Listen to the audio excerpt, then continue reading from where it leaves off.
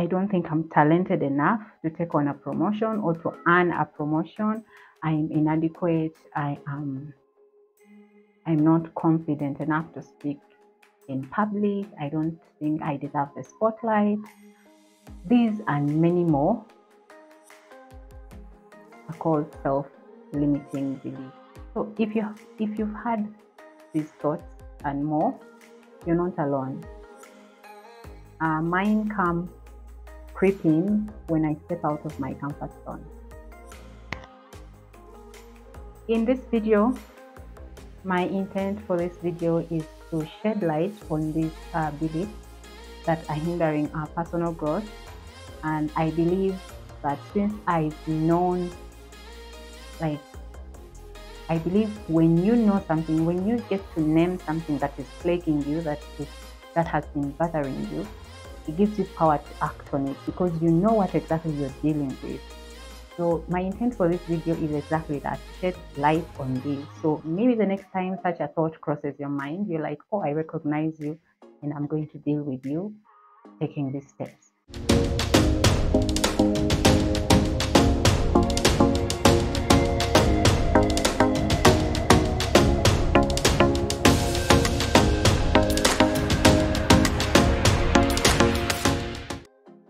Hi guys, welcome back to the channel. I'm pleased to have you here. If it's your first time stumbling upon this video, my name is Shifa. Hello.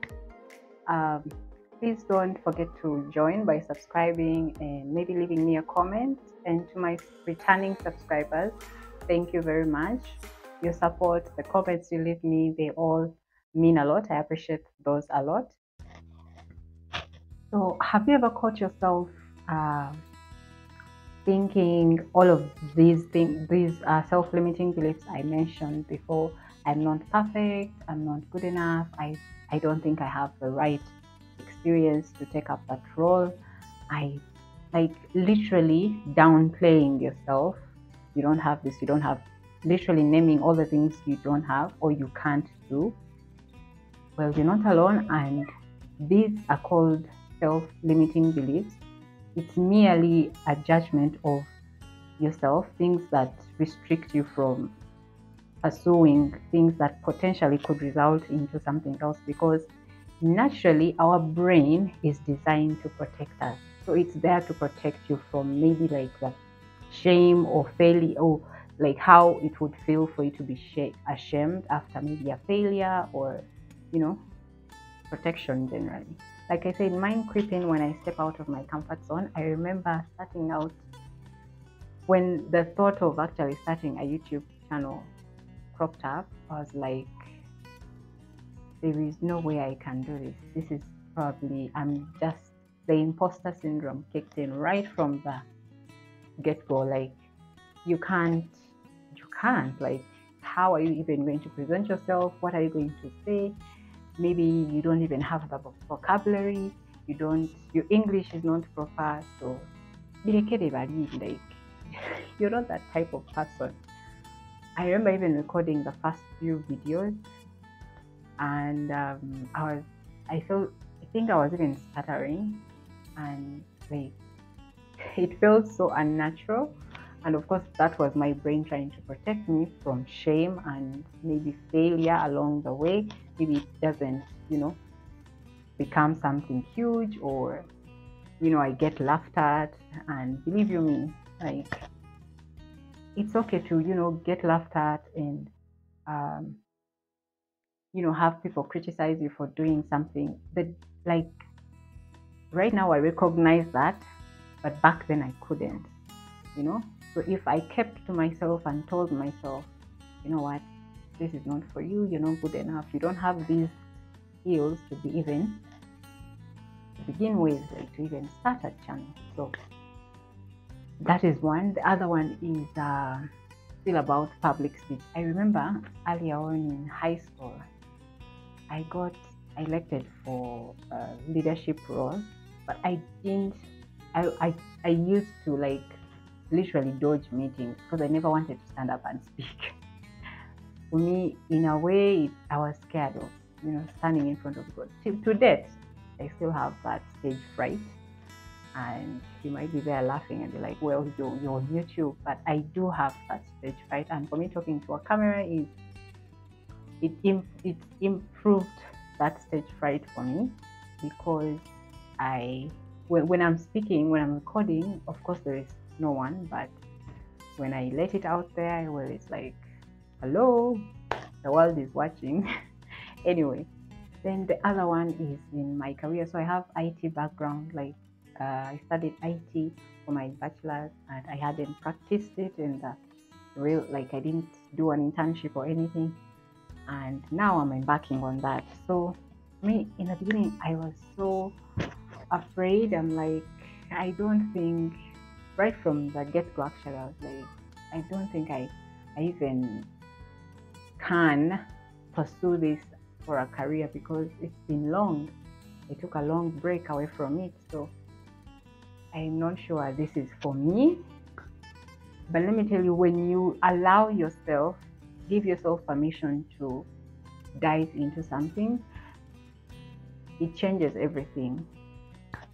Anyway, before I go into that, then the other one was reading books. I hated it. I was like, that is not for me. And like, I don't want to look at books. I don't want to read. I don't want to listen to books. I studied LiQWYD.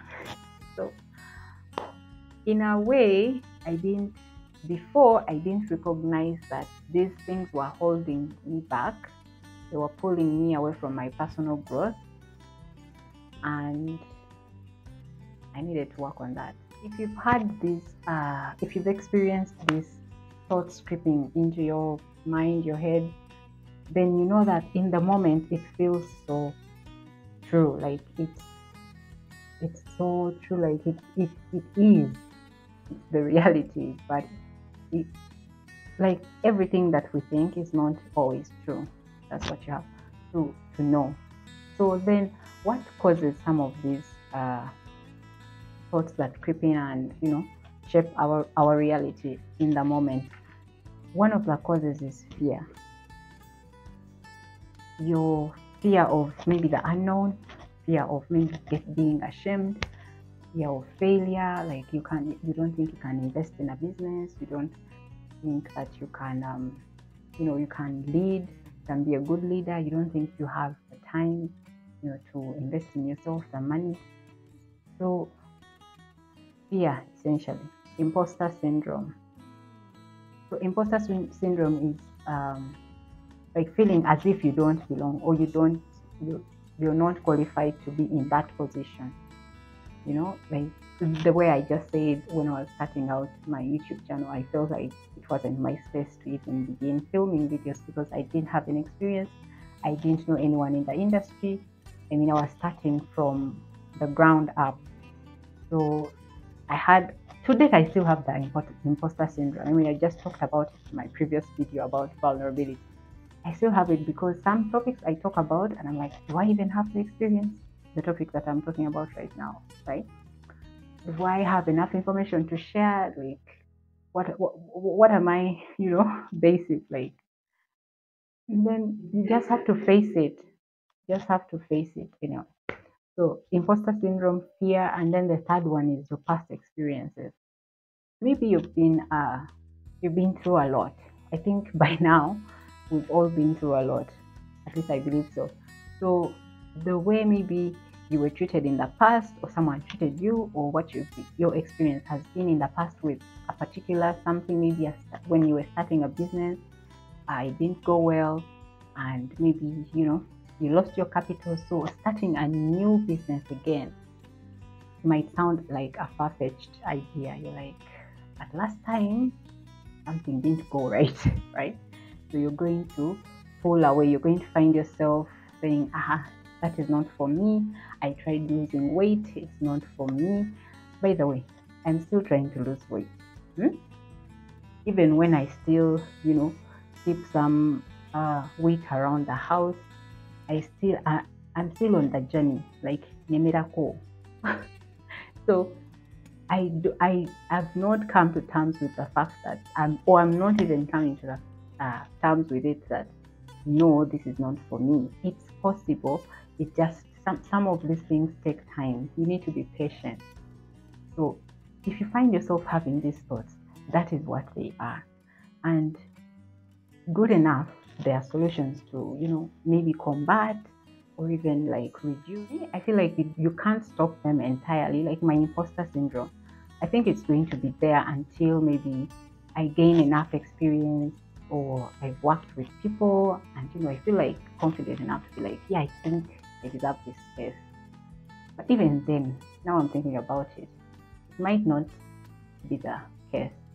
But who cares? So if you have these thoughts, if you've had them, you've had encountered them time and again, this is what they really are. They're just mere thoughts. They are not your reality. You can work around them, you can reframe them, and then be able to go past them. Now that we are familiar with what these beliefs are, like you're able to tell that this is what has been plaguing you and this is how it comes about, like the causes of self-limiting beliefs.